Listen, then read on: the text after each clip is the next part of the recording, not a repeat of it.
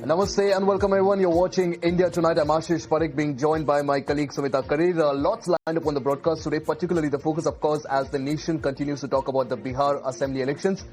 Bihar, in fact, is all set for voting on 121 Assembly constituencies across 18 districts as polling is to be held day after tomorrow. Senior leaders from the NDA, mahagathbandhan, and also the other political parties have campaigned as hard as possible. In fact, the campaigning has already come to an end as far as phase 1 is concerned. Now, the campaigning for phase 1 has been intense, to say the least. Both the NDA as well as the mahagathbandhan leaders have hurled allegations and counter-allegations in a bid to win over the voters. So, how exactly do the two alliances stack up against each other, and what exactly, if any, will an impact, in fact, will Prashant Kishore's Jan Suraj have? And before we go to our guests, Sumita will, of course, help us understand what really is happening in the elections and also the exclusive conversation that we've had with the Union Home Minister. Absolutely, Ashish. In fact, the Union Home Minister Amit Shah, amidst the rough and tumble of election politics, spoke with Times Network's group editor Navika Kumar. Let's first listen into what the Home Minister said in response to Ms. Kumar's questions, and then, of course, we'll open this topic up for debate with a special guest, a stellar panel of guests, rather, who's joining us tonight to decode the Bihar elections, which are upcoming. Take a look at this exclusive interview interaction a bit. आपको लगता है कि तेजस्वी जी जो पिछली बार 111 seat लेकर आए थे, बिल्कुल नजदीक थे, जिसको कहते हैं मिस्ड बाय अ विस्कर, इस बार दावेदार नहीं है मुख्यमंत्री की पोजीशन के लिए? हम 160 से ज्यादा सीटें जीतकर बिहार में सरकार बनाएंगे। आपको पहले से पता है तो लोग कहेंगे कि आपको इलेक्शन कमीशन को आप कंट्रोल करते हैं, इसलिए आपको नंबर पता है। अगर मैं 160 से ज्यादा कहता हूँ, 180 भी हो सकती है। मैं तो 160 से ज्यादा कहता हूँ, 160 नहीं कहता हूँ इतना। और मैं हर चुनाव में आकलन अपना कहता हूँ।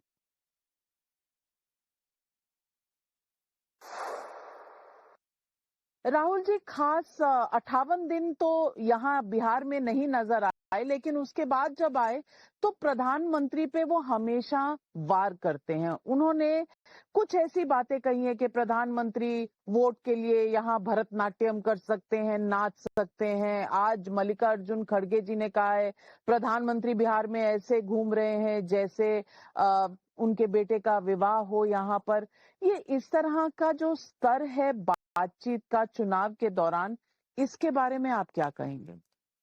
देखिए नाविका जी, इस देश में जब मनमोहन सिंह जी प्रधानमंत्री बने, तब देश को एक ऐसे प्रधानमंत्री मिले जो प्रचार नहीं कर सकते थे। जनता में जाकर अपनी पार्टी की बात, अपनी बात, अपने प्रत्याशी की बात नहीं कह सकते थे।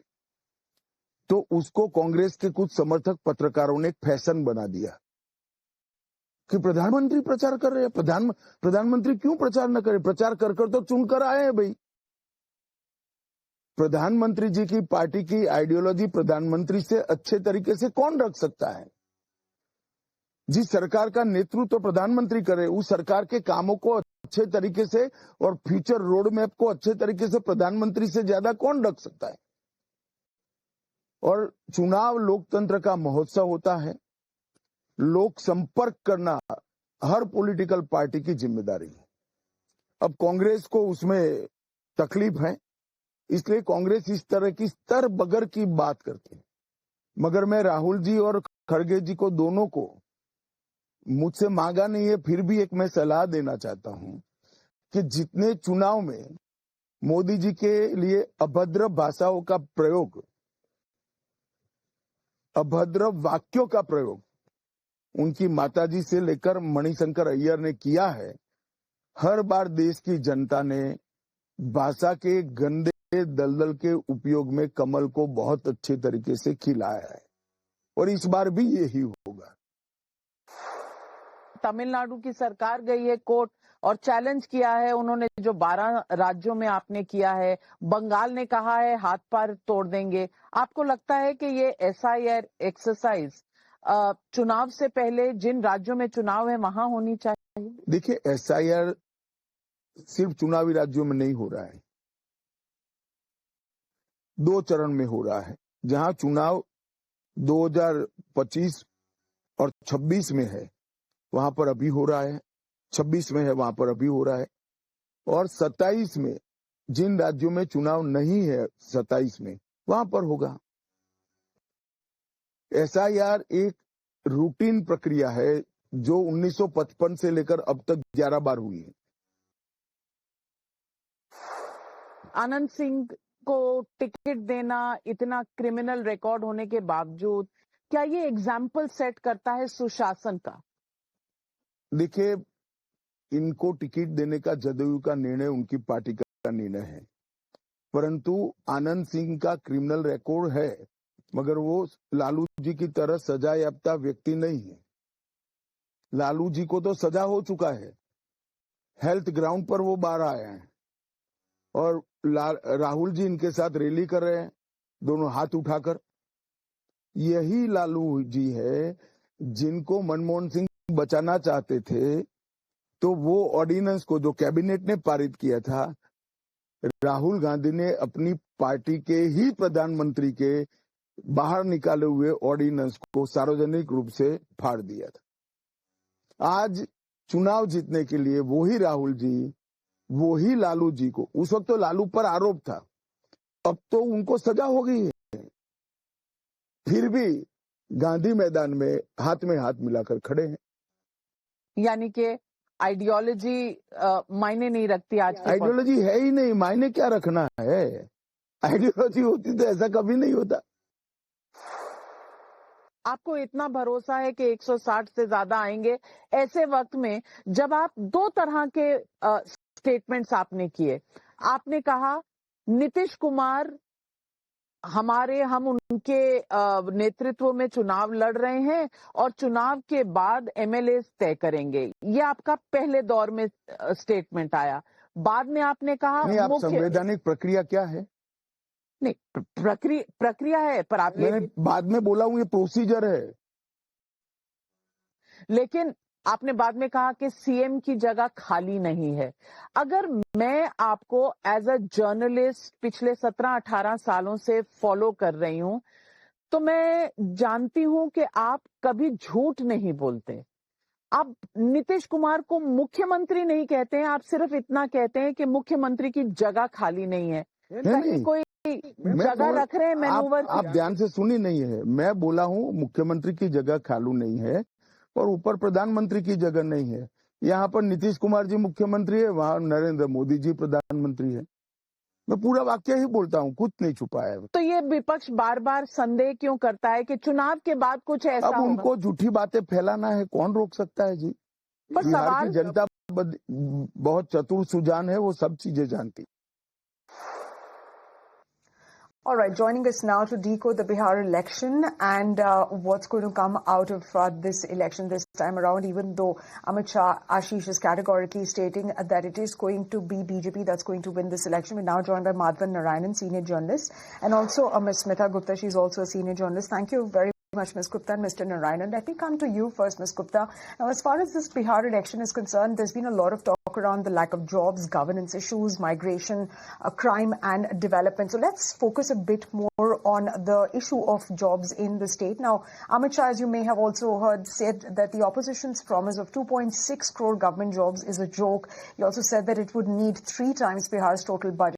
But the BJP's own national promise of 1 crore jobs, that still lacks a visible fiscal formula. That's right. But there's no denying the fact that the BJP and its allies have been in power for 2 decades. And so if there is a problem with unemployment in Bihar, it's on the current government. And so I think the opposition has rightly, focused on the issue of employment as being a very major issue. It is a major issue not just in Bihar, but in many other states as well. But in Bihar, it is particularly acute. There is no industry. There are no government jobs. Now, if the opposition is promising that it will be able to do it, obviously the opposition is going to, focus on the issues on which the current government has failed. And they are also comparing it with the fact that in a state that is so poor, you have the Mr. Adani getting land at at a throwaway price. Not even a throwaway price. He's getting it virtually free. So I think these economic issues are very vital to the future of Bihar, because we see people from Bihar working in distant parts of the country. This, is a critical issue and it needs to be focused on. Now it is up to the opposition parties whether they can convince the voters that this is an issue which is big enough for them to change their minds about who they are going to vote for. In fact, it is because unemployment is such a major issue that you even have many people can't even go back in time to vote, because people are there in distant parts of the country. All right. Smitaji, you're of course talking about the fact that, there are multiple issues that need to be addressed, and there have to be all of these issues that need to be brought out during the course of the election. Mr. Narayanan, Amit Shah there exhibiting a lot of confidence. He's talking about the number of seats he expects the BJP to win. We'll come to that later. But meanwhile, one of the interesting things that he said, and it stood out for me, is that this is the same Amit Shah who talks about the fact that, when it comes to elections, anti-incumbency is a major factor. But during this interview, he says that anti-incumbency isn't a factor. In fact, he goes on and calls it an ivory tower theory, which is born out of the opposition's failure. But given how many incumbents have recently lost on local issues across the nation, be the BJP or the Congress, is Amit Shah here trying to dismiss anti-incumbency in a move to be smartly rhetoric, or this is an early overconfidence that is seeping in? How do you look at it? Ashish, you've simply answered the question. It's rhetoric. In fact, I found the interview lasted about 10 minutes and 98% of it was just rhetoric and claim. Let me be very blunt on that. There was nothing substantially evidence-based or data-based that would have given me some, some convincing idea that something is different. Let's look at three things very critically. One is that most of Mr. Modi's campaign has been still on the Jungle Raj preceding the Swaraj or they claim the Sushashan of Nitish Kumar. So therefore, they haven't got 20 years of economic performance to showcase. So they are saying we are better than the other guy anyway. That's all. So that is one thing which I think after 20 years of rule is not sufficient enough. And that's why they are talking about 1 crore jobs. After criticizing the mahagathbandhan or RJD for fiscally selling a dream that is not feasible. So it shows that unemployment, caste, women and youth are the 4 case issues. And BJP has got something on its hand by treating the women as a vote bank with this 10,000 rupee promise of turning them into entrepreneurs. But short of that, I feel that performance-based voting for BJP seems less probable. There is economically, in a fiscal sense, as Mr. M.K. Singh, who's a famous Bihari bureaucrat, wrote, there is a certain amount of stability that attracts investment. But the kind of employment needed for Bihar on the scale that it is being politically discussed, it's not possible by simply throwing out a red carpet late in the game. It should have been done by now as an evidence-based thing. And that's what, Tejasvi talks about his own performance as Deputy Chief Minister when he created jobs. It's for the Biharis to assess that, but at least he's got showing Shah said is rhetoric. But with due credit to him, this rhetoric has worked in the past. This has gone to BJP's favor, barring, of course, the recent election. Now, in fact, Amit Shah, during the same interview, goes on to say that he expects the NDA to win more than 160 seats in Bihar. Now, we've seen how this rhetoric and such confidence-building measure has worked in the past. Do you think anymore, particularly after the last Lok Sabha election where Abki Baar 400 Par just did not click, do you think all of these sort of psychological tactics to shape the narrative even before the voting even begins, do you think it works anymore, or do you think Bihar still is a state that is susceptible to it? Good question, because actually this is a classic Indian story that you assume that by projecting yourself as a winner, you will attract the fence sitters and create a wave in the last moment. But if you look at the way the alliances have been built based on small caste-based parties in Bihar, it's very clear that there is no charisma or no wave. The only person who's some kind of a small amount of charisma seems to be Tejasvi. I would not like to use that word. It's just a mild personality appeal rather than charisma. So that's not statistically, according to me, significant enough. So it is going to be a neck and neck race at best, unless there is some hidden current that none of the media that I'm tracking has been able to follow. So therefore, it is an attempt to whip up some sentiment. To me, the best thing going for BJP is a claim of the 10,000 rupee promise for women, which hopefully, because there have been some good ground level reports to suggest that women are increasingly acting with an agency of their own. In the light of India winning the Women's Cup cricket, we can say that's probably a national trend now that women are thinking for themselves. If that saves the BJP, I would not be surprised. But short of that, there is no evidence. Right. There is no evidence. So anti-incumbency, people like Smita and I would reasonably assume with 3-4 decades of experience that anti-incumbency is a default option, especially if you look at the details of the last elections. Please understand the SIR became important mainly because last 2020 elections Bihar was wafer thin, controversial, seat-wise and assembly-wise. And therefore, we are on thin ice as far as Nitish Kumar is concerned. And there is Nitish fatigue. So where is the rabbit that Mr. Amit Shah want to pull out of the hat? The only thing I see is the women. If they say, and the youth. Youth are splitting between Jan Suraj, the way I hear it and see it. Okay. Is that youth are maybe a bit confused. They might be lured by the jobs promise that Tejasvi promises. They may be lured by the personality of Jan Suraj. So to that extent, there might be a split.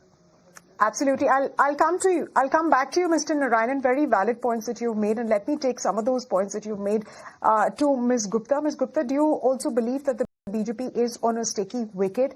And how is the BJP going to deal with the anti-incumbency factor that Mr. Narayanan is talking about? See, let's take it point by point. One, the fact that the BJP spent so much time on this controversial correction of electoral rolls and the kind of allegations that were made about those rolls, that it was done in a way that had, the BJP's opponent said that the rolls had been corrected in such a way that it had removed possible voters for the mahagathbandhan. Now that is, and given as Madhavan just pointed out, that the difference between the two was wafer thin last time, such removal of possible voters for the mahagathbandhan could make a difference. Number two, on the question of women, in the past few elections, it has been demonstrated that in Bihar, the number of women voters, even though they are less than male voters, when it comes to voting, a larger number of women voters vote for, turn out to vote. Perhaps it is because many of the men are not able to go back in time to vote. So how the women vote will be critical, and which is why we see the BJP and that alliance focusing on this rupees 10,000 a month. How that will turn out, whether that will work, we don't know. But it is definitely the one thing that the BJP is banking on. I agree completely with Madhavan that after 20 years to keep talking about crime and the jungle raj of the previous government makes little sense, because why is the BJP not talking about its achievements? Absolutely. Smitaji, we'll come to that. The question about Jungle Raj, in fact, Amit Shah has given a very interesting response that I want to build more on and understand what he really meant by it. But let's go back to the point of SIR. And Mr. Narayanan, like you rightly pointed out, in a state which was as tightly contested I'm not sure if we can use the word wafer thin, but which was as tightly contested as Bihar. Amit Shah has now very openly backed Election Commission's SIR. He's in fact accused the opposition of being in denial mode. In fact, but the question is, in a state which is so tightly contested, and we've seen how the opposition over the past few months now has very vehemently, brought out the vote chori narrative. But the problem is, we've seen in the past as well, a lot of these campaigns run by the opposition just haven't found ground when it comes to the election results. You see a lot of people turning up, you see a lot of crowds, but it just doesn't translate into votes. Do you think this whole vote chori narrative that Rahul Gandhi, Tejashwi, every opposition leader has been building on, do you think this has a possibility of converting not just into votes but also into seats for the mahagathbandhan in Bihar this time? Yeah, there's only one way to look at it, Ashish, which is that if the Supreme Court verdict just on the Bihar SIR was good enough, then the mahagathbandhan may have saved itself some of the votes that would have been otherwise lost or was proceeded upon. So it is not, the vote adhikar yatra cannot be seen as a vote catching yatra. It has to be seen as some kind of a vote saving yatra along with the Supreme Court case, because the rhetoric doesn't change the voting pattern. The other thing that might be working in favor of mahagathbandhan is that this time the election is soon after the Chhath Puja, which is for the festival for which migrant workers come back to Bihar to vote. If that is the case, then some of the employment-related promises might work in favor of the mahagathbandhan and the RJD. But having said that, let me say I'm personally expecting some kind of controversy, because a lot of the vote chori related allegations will resurface on the polling date, because the Election Commission has proceeded it with too much haste and in a controversial way, and some kind of, unless there is a miracle out there, I expect a lot of people to wave their election cards to say, look, I wasn't allowed to vote. And these may be migrants coming back from Tamil Nadu or Andhra Pradesh. So that is something I'm keeping an eye out for, but that will only create controversies. It's not probably going to make a material difference in the verdict, but it is a factor in the election, and that might play out after the poll in a narrative game. But a lot will depend upon how the youth and the women vote. That is the bottom line as far as I can see. To see the outcome of that election, Mr. Narayanan. Let me come to you, Ms. Smita Gupta. Mr. Shah avoided naming Prashant Kishore, and he essentially said that it's not a three-way contest, it's a 22-way contest. So is the BJP trying to downplay Kishore's potential, or is it genuine concern that smaller regional players could slice away crucial margins?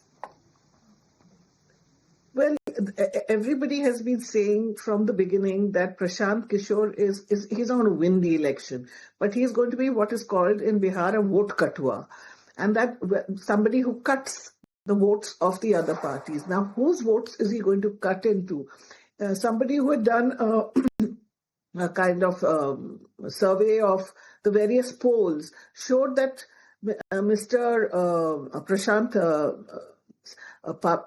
Jan Suraj party can win as many as 25 seats, and those the average of the polls that have been conducted show that the difference between the mahagathbandhan and the BJP, with the BJP in the lead, is about 25 seats. So if Prashant, so in case, let us assume that the BJP-led coalition wins the election, but it falls short, it will have to rely on, the seats that Prashant Kumar may win. So I think he wants to tell voters that, listen, if you're going to vote either for our alliance or the other alliance. He's not going to form a political party.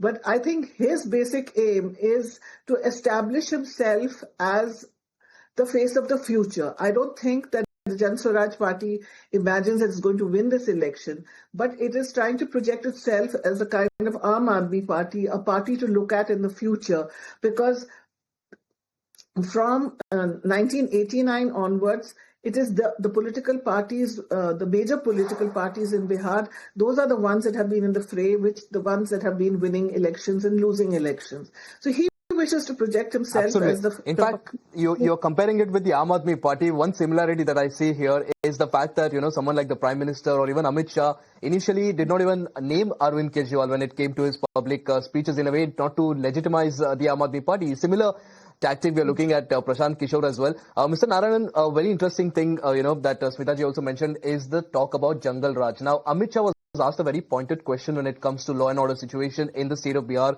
the recent concerns that are there. And he said that, well, the system is working, crimes happen everywhere. And yet again, he went back to the, conversation about Jungle Raj, insisting that in Bihar, under NDA, well, it can't be compared to what was happening during Lalu era. The relatives of the chief minister aren't the ones who are committing crimes.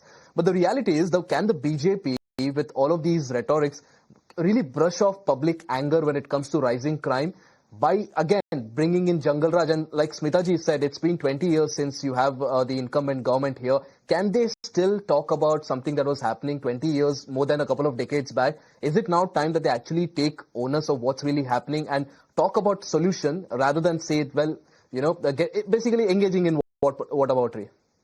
Now, let's look at what happened yesterday and the day before, not what happened 20 years. Anand Singh has been arrested on, he's called a Bahubali, it is sort of although there is no conviction of that person, he's known to have cases, and his own style and demeanor is of a strong man who's a bit of a lawbreaker. And therefore, with this kind of an image on the overhang, there is no crime statistics that is significant enough to show that the Sushashan has really worked, although it might be better compared to the so-called Jungle Raj of the Lalu era. But it's so marginal that it is not going to have an impact significant, especially because of other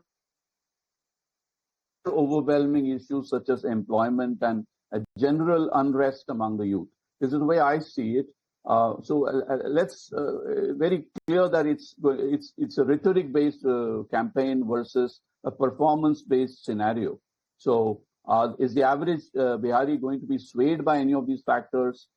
That's something I'll be watching out for. But one thing I want to say that this is probably an epoch-making election because it's a complete fluid state of politics in which even caste-based votes may be somewhat melting away. So I'll be watching out for some of the statistics on that.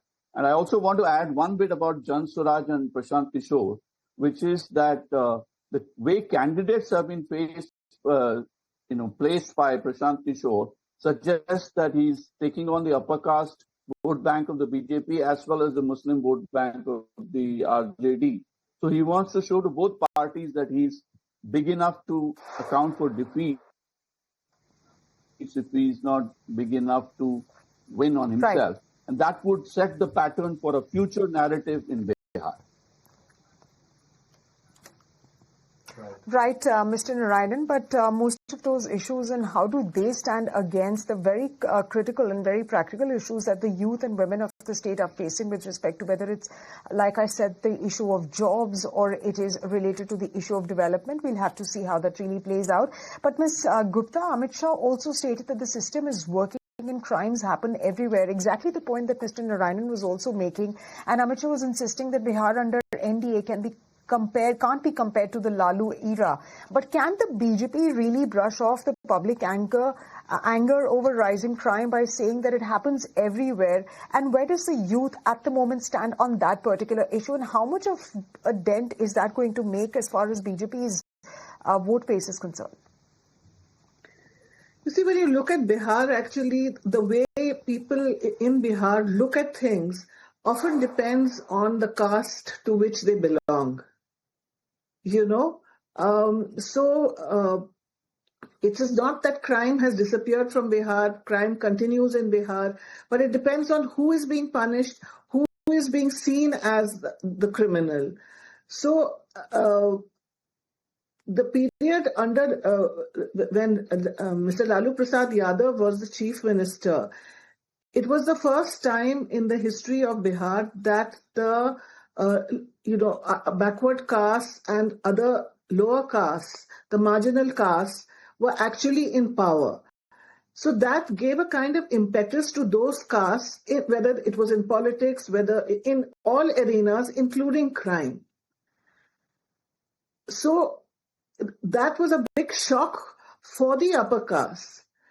Now, during Nitish Kumar's reign, even though he himself comes from the backward caste, the upper caste feel much more empowered in every way, including crime. It's not that criminals the BJP right now is trying to dismiss any sort of a contest, and they're trying to dilute it by saying it, well, it's a 22-way contest. Everyone that is part of the election is actually in the fray. In fact, but the reality, like Mr. Narayanan also said, that whether BJP's old Jungle Raj versus governance line has run its course, or does it still resonate with Bihar's young first-time voters who never really saw the Lalu era and who don't really resonate with the sort of caste politics that Bihar is often associated with. I think we are all excited to look at the numbers there, how that plays out, and I think that will also set the momentum for across the nation, particularly with the caste census and all of those conversations happening, not just in Bihar, but also across the nation, before elections as well. So Mr. Narayanan and also Ms. Gupta, really appreciate you joining us on the broadcast here, helping us understand more about what to expect from the Bihar elections, and also, the sort of rhetoric that's in play as well before the elections.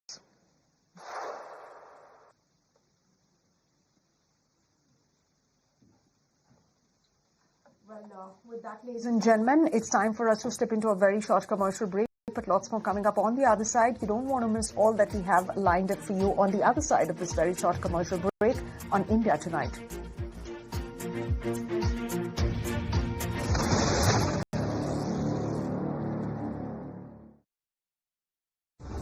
In association with SBI.